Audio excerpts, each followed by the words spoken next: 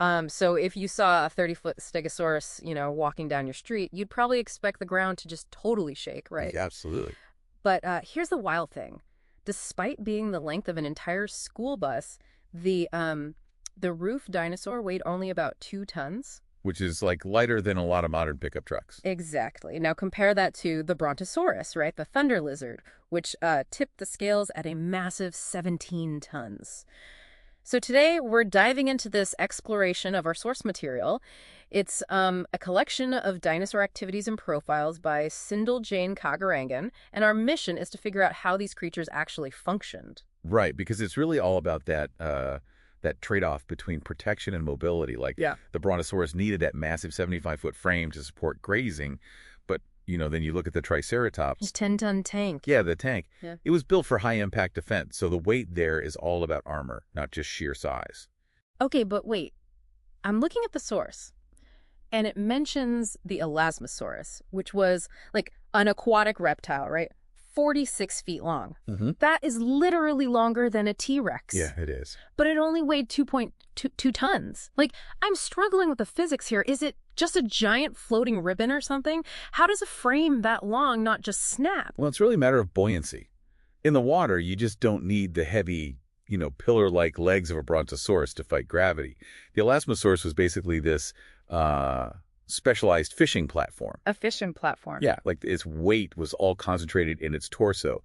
So that incredibly long neck could just whip around and catch fish without the animal having to move its whole body mass. Wow, so it's a huge efficiency win. Which, speaking of efficiency, we have to talk about how these things ate. Because the source material gets super bizarre here. Oh, the teeth. The teeth? I mean, the Triceratops had a mouth like a high-powered organic blender. We're talking 400 to 800 teeth. But then the Stegosaurus and the Pteranodon, the toothless wing, had zero, like literally none. How do you survive as a massive plant eater with a completely empty mouth? So you really have to rethink the whole chewing process. Like for the Pteranodon, it was just a grab and gulp situation. Just swallowing fish whole. Exactly, snatching fish and mollusk. And for the Stegosaurus, the lack of teeth means it wasn't grinding food in its mouth like a cow does. Right. Okay. It probably used a heavy beak to nip the vegetation and then relied on this massive digestive vat in its gut to break down those tough fibers. Oh, so the Triceratops is doing all the mechanical work up front while the Stegosaurus offloads it to its stomach. Yeah, pretty much. That's wild. It actually makes the T-Rex's 60 teeth seem almost, minimalist, even if they were made for ferocious meat tearing instead of, grinding ferns. For sure. And that specialization is exactly why the odd one out logic and the source activity is so cool. Like if you drop a hippo into a prehistoric landscape of nests and eggs and raptors, it totally fails the test. Right, because a hippo doesn't belong there. Not just because of the timeline, but because it doesn't fit the specific reptilian blueprints of that ecosystem. Those blueprints are actually the secret DNA behind modern pop culture, too. Oh, the Godzilla thing. Yes. Most people don't realize Godzilla isn't just some generic lizard. The source points out he's an anatomical jigsaw puzzle of 3 specific dinosaurs. Right, which is fascinating. You've got the T-Rex's ferocity, the Stegosaurus plates, but the real shocker to me is the Iguanodon. Why does the Iguanodon always get overlooked in this?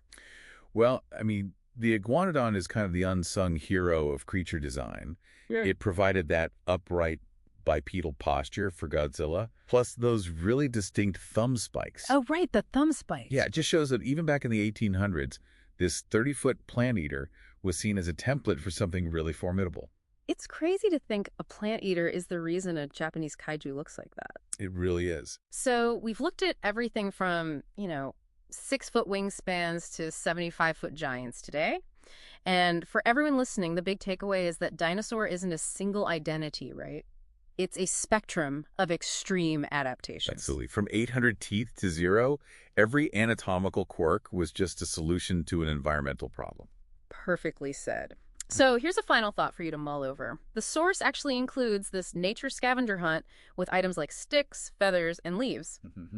If you were to walk into your backyard today, which of those modern elements would be the most alien to a Stegosaurus? Like, would the roof dinosaur be confused by the scale of our modern trees? Or, would the most confusing thing be how quiet the world has become now that the thunder lizards are gone? Think about that.